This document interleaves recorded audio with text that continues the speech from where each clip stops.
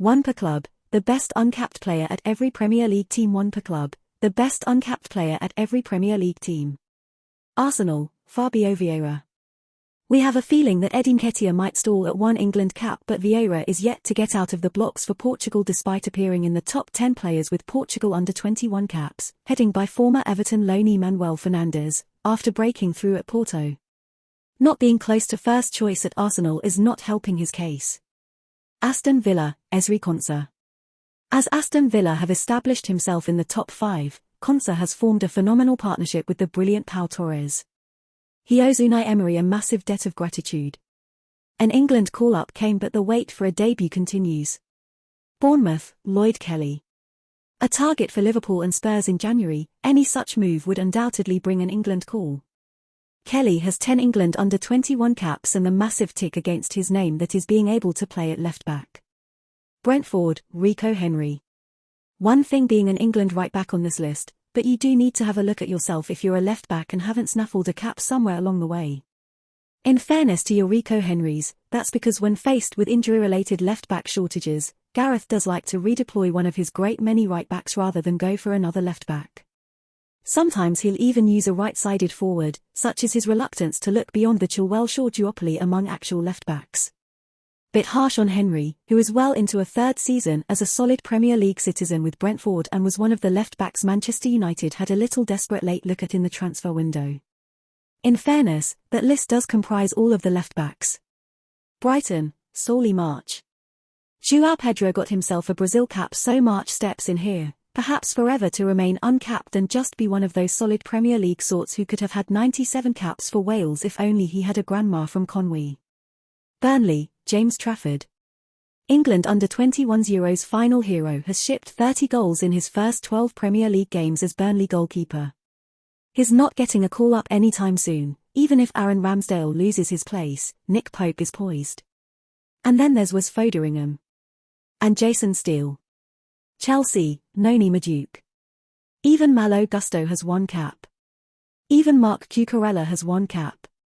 But not in the club is Noni Madueke, who was the first man off the bench as England won the European Under-21 Championship this summer.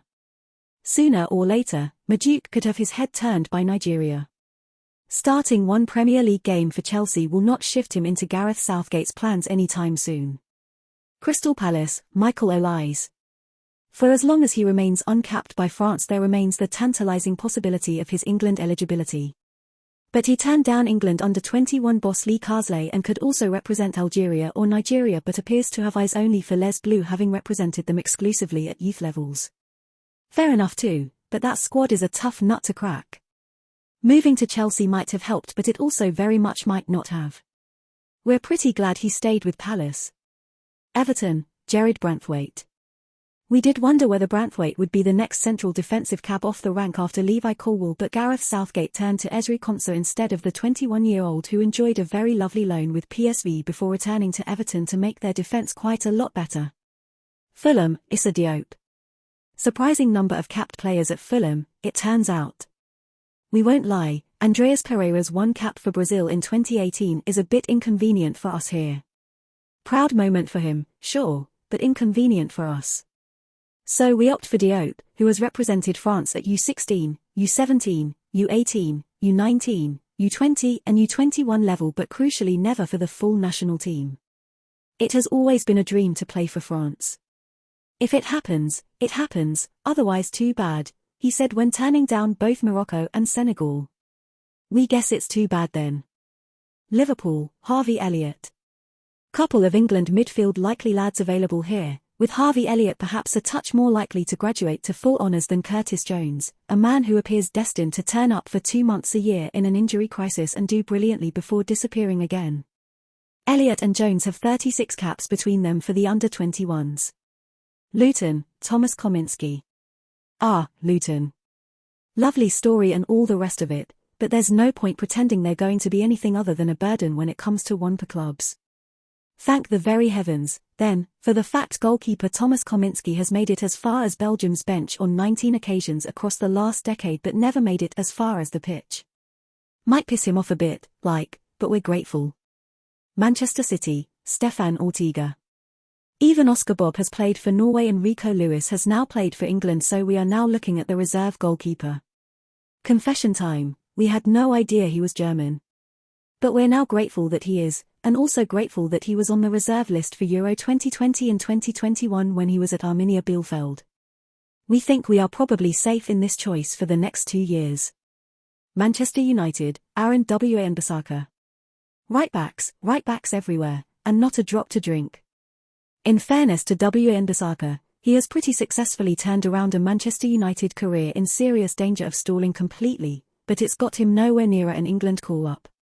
Which is pretty wild when you think about it, a fella who cost Manchester United £50 million and has played for them over 160 times cannot get a sniff with England.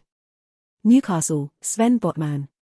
Plenty of contenders in Newcastle's overachieving squad, with Joe Willock, Sean Longstaff and Anthony Gordon all uncapped.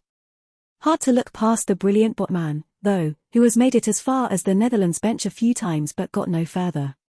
They are pretty stacked at centre-back, mind, with Virgil van Dijk, Nathan Ake, Matthijs de Ligt, Stefan de Vrij and Spurs' new boy Mickey van der Ven all worthy adversaries.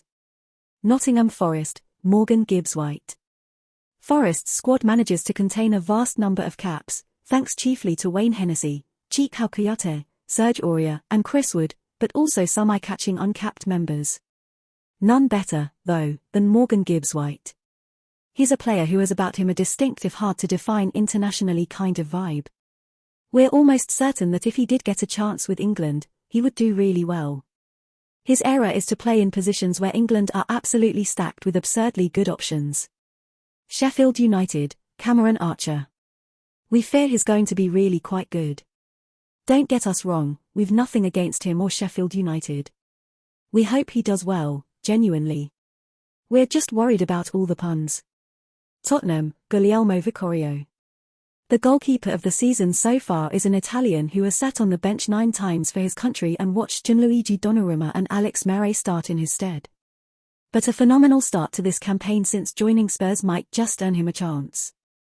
West Ham, Ben Johnson. Wholly unsatisfactory, really, that what could be called the Mark Noble Memorial feature currently contains such a poor offering from West Ham. This would have been much easier in the days when Gerard Bowen, for instance, was patiently awaiting a call-up. Even Danny Ings has got a few caps. Even Aaron Cresswell has got a few caps. Kurt Zouma has played for France, for crying out loud. All 20 West Ham players who have featured in the Premier League this season are full internationals. It's the slimmest of pickings, and when that happens we do what we always do for this feature, we look for a right back. There's always an uncapped English right back knocking around in every squad if you look hard enough. And you really do have to look hard for a player who has only featured in the Carabao Cup and the EFL Trophy.